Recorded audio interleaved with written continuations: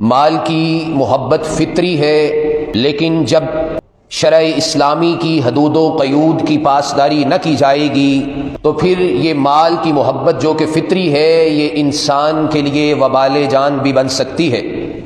اسی سے متعلق ایک بڑا اہم واقعہ جس کا تذکرہ اللہ رب العزت نے سورہ القلم آیت نمبر 17 تا 33 کیا ہے۔ سورہ القلم میں مذکور اس واقعے کی روشنی میں کچھ باتیں آپ سے شیئر کروں گا۔ نہ صرف اس واقعے کو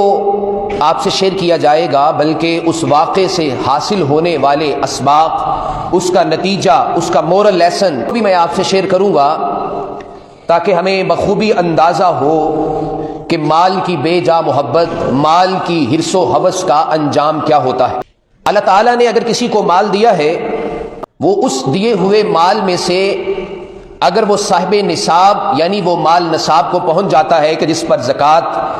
فرض ہوتی ہے تو وہ اس میں سے زکوٰۃ ادا نہیں کرتا، مال میں سے صدقہ و خیرات نہیں کرتا۔ صدقہ نہ کرنا واقعی مصیبتوں کو دعوت دینا ہے، کیونکہ عموماً یہ کہا جاتا ہے کہ وہ مال جو میں نے اپنے فن، اپنی مہارت اور اپنی ٹیکنیک سے کمایا ہے، اپنے دماغ اور اپنی محنت سے کمایا ہے، وہ مال میں غریبوں میں کیوں بانٹ دوں؟ مال کی حرص و ہوس جب یہاں تک پہنچ جاتی ہے تو اس کا انجام کیا ہوتا ہے؟ سورہ القلم آیت نمبر 17 تا 33 ایک بڑا اہم واقعہ ذکر کیا گیا ہے جسے تفسیر کی کتابوں میں باغ والے واقعے کے نام سے یاد کیا جاتا ہے۔ واقعہ کچھ اس طرح سے ہے، اس واقعے کو ذرا اچھی طرح سماعت فرمائیے گا، اس کی ساری باتیں، ساری لائنیں، سارے پوائنٹس جب ذہن میں ہوں گے تو پھر ہی ہمیں اس سے حاصل ہونے والے جو اسباق ہیں، جو اس کے نتائج ہیں، جو اس کا کنکلوژن ہمیں پھر ہی سمجھ آئے گا۔ ایک شخص کا باغ تھا، وہ اپنے باغ کی آمدنی کو 3 حصوں میں تقسیم کرتا تھا۔ ایک حصہ باغ کی نشو و نما کے لیے رکھ لیتا، ایک حصہ اپنے گھر والوں کے لیے الگ کر لیتا اور تیسرا حصہ غریبوں، مسکینوں، فقیروں میں تقسیم کر دیتا۔ اللہ تعالیٰ نے اس شخص کو باغ کے اندر بڑی برکت عطا فرمائی تھی، اس کے اندر پھل بڑا اچھا لگتا تھا اور اس کو اس سے بڑا منافع ملتا تھا۔ جب یہ شخص فوت ہو گیا، اس نے پیچھے اولاد میں 3 بیٹے چھوڑے۔ اس کے فوت ہونے کے بعد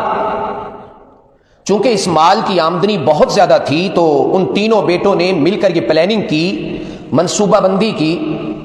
کہ ہمارا باپ تو بے وقوف تھا، ہم اپنی ٹیکنیک، محنت سے اس باغ کے اندر محنت کرتے ہیں، اس کی نشو و نما کے اوپر پیسہ لگاتے ہیں،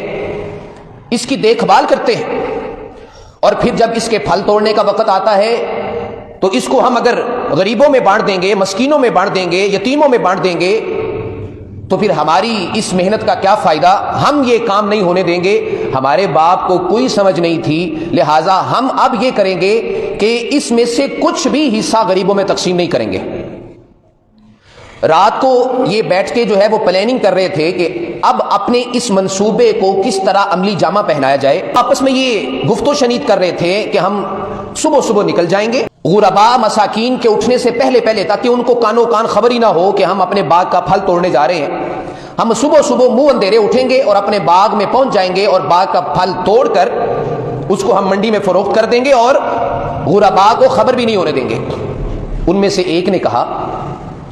کہ آپ کس طرح کی بات کرتے ہو؟ یہ اس کا خاص فضل و کرم ہے ہمارے اوپر، اس کی رحمت ہے ہمارے لیے کہ اتنا اچھا باغ اللہ تعالیٰ نے ہمیں عنایت کیا ہے جو کہ ہمیں اپنے باپ سے وراثت میں ملا ہے۔ اس طرح کی پلاننگ مناسب نہیں ہے، اس طرح کی منصوبہ بندی اچھی نہیں ہے۔ لیکن وہ دونوں نہ سمجھے، لیکن یہ تیسرا شخص بالآخر ان کی باتوں میں آ گیا اور ان کے ساتھ ہو لیا، لیکن اپنا جو اصل مدعا تھا وہ ان کے سامنے رکھ دیا۔ دونوں بھائیوں نے جب یہ بات نہ سنی، انہیں پلاننگ کر کے رات کو سوئے تھے تو اللہ تعالیٰ نے راتوں رات اس باغ کے اوپر آفت بھیجی، آندھی بھیجی، طوفان آیا جس میں آگ کے بگولے تھے اور وہ آن ہی آن میں سارے باغ کو جلا کر خاکستر کر دیا۔ اب جب صبح ہوتی ہے، صبح ہوتے ہی یہ تینوں بھائی اٹھتے ہیں اور ارلی مارننگ اٹھ جاتے ہیں، یوں سمجھیں کہ سحری کے وقت، بلکہ سحری سے بھی پہلے اٹھ جاتے ہیں اور صبح صبح ایک دوسرے کو اٹھاتے ہوئے یہ کہتے ہیں کہ جلدی جلدی اٹھے، آرام سے، شور نہیں کرنا، خاموشی سے اٹھے تاکہ ہم جلد از جلد اپنے باغ میں پہنچیں، تاکہ کسی غریب مسکین کو خبر نہ ہو اور ہم وہاں پر جا کر اپنے باغ کا پھل توڑ لیں۔ تو یہ جلدی جلدی صبح اٹھتے ہیں اور جا کر جب اس باغ کے مقام پر پہنچتے ہیں تو دیکھتے ہیں کہ وہاں پہ تو کچھ بھی نہیں ہے، وہاں پہ باغ جل کر راکھ ہو چکا ہے، آگ لگ چکی ہے، وہاں تو باغ موجود ہی نہیں ہے۔ ان میں سے ایک بھائی کہنے لگا کہ شاید ہم راستہ بھول گئے ہیں، ہمارا باغ کسی اور راستے پہ ہے، ہم چونکہ صبح جلدی جلدی نکل آئے ہیں تو اس لیے ممکن ہے ہم راستہ بھول گئے ہوں۔ جبکہ دوسرے بھائی نے کہا نہیں، ایسا نہیں ہے، ہم راستہ نہیں بولے بلکہ ہم گمراہ ہو چکے ہیں، ہمارا باغ جل کر راکھ ہو چکا ہے۔ پھر وہ جب یہ حالت دیکھی تو ایک دوسرے پر الزام تراشی کرنے لگے، ایک دوسرے کو تان دینے لگے، بھی آپ نے ایسے کہا تھا، آپ نے ایسے کہا تھا، آپ کی وجہ سے ایسا ہوا ہے، ایک دوسرے کو ملامت کرنے لگے۔ لیکن ایک دوسرے کو اس وقت ملامت کرنے کا کیا فائدہ ہے جب سارا باغ جل چکا تھا؟ تو پھر وہ تینوں ہی توبہ تائب ہو کر اللہ تعالیٰ سے اپنے گناہوں کی معافی طلب کرنے لگے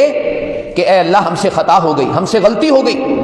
ہمیں اس طرح نہیں کرنا چاہیے تھا، اس طرح کی پلاننگ ہمیں نہیں جو ہے وہ ہمیں اس طرح کی پلاننگ نہیں کرنا چاہیے تھی، ہم سے خطا ہوگی، ہمیں معاف فرما دے۔ بہرحال یہ وہ واقعہ ہے جسے سورہ القلم میں ذکر کیا گیا ہے، آیت نمبر 17 تا 33 تفصیل کے ساتھ جو ہے وہ اس واقعے کو بیان کیا گیا ہے۔ تو اس واقعے کو ہم نے اپنے ذہن میں رکھنا ہے،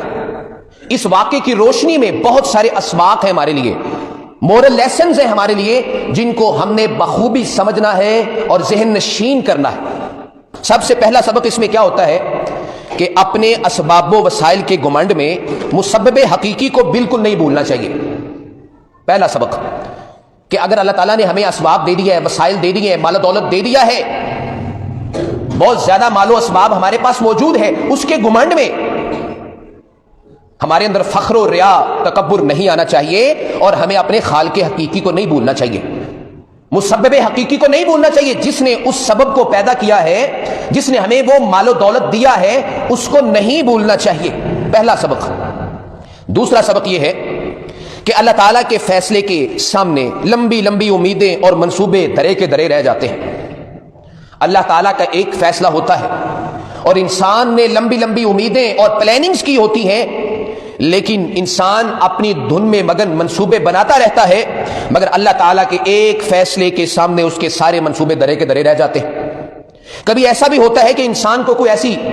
جان لیوا مرض لاحق ہو چکی ہوتی ہے، اسے اس کا اندازہ ہی نہیں ہوتا، وہ اپنی لمبی لمبی امیدیں اور خواہشوں کو پورا کرنے میں لگا رہتا ہے، اپنا سارا وقت اسی میں صرف کر دیتا ہے، اس طرف اس کا دھیان ہی نہیں جاتا، لیکن ایک موقع پہ جا کے اس مرض کی تشخیص ہوتی ہے،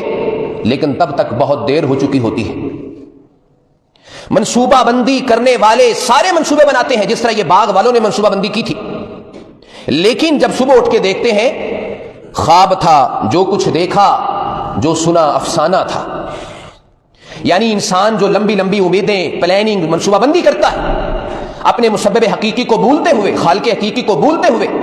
تو یہ سارے منصوبے اللہ کے ایک فیصلے کے سامنے درے کے درے رہ جاتے ہیں۔ تیسرا سبق اس میں یہ ہے، بعض اوقات صرف پلاننگ اور ارادہ کرنے پر بھی مواخذہ ہو جاتا ہے، کہ ابھی انہوں نے پلاننگ کی تھی نا، باغ والوں نے ابھی صرف پلاننگ کی تھی، منصوبہ بندی کی تھی کہ ہم نے صبح جا کے یہ کام کرنا ہے، ابھی انہوں نے کیا نہیں تھا، ابھی انہوں نے غرباء کو ان کے حق سے محروم نہیں کیا تھا، ابھی انہوں نے جو ہے وہ یتیموں کو اور جو ہے وہ قرابت داروں کو ان کے حق سے محروم نہیں کیا تھا، ابھی انہوں نے صرف اس کی پلاننگ کی تھی، منصوبہ بندی کی تھی، لیکن اس پلاننگ اور جو ہے وہ منصوبہ بندی کی بنا پر ہی اللہ تعالیٰ نے ان کا مواخذہ کر لیا،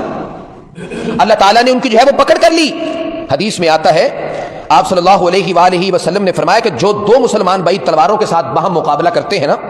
تو قاتل بھی جہنمی ہے، مقتول بھی جہنمی ہے۔ آپ سے پوچھا کہ اللہ کے رسول، قاتل کے جہنمی ہونے کی تو سمجھ آتی ہے کہ اس نے اس کو قتل کیا،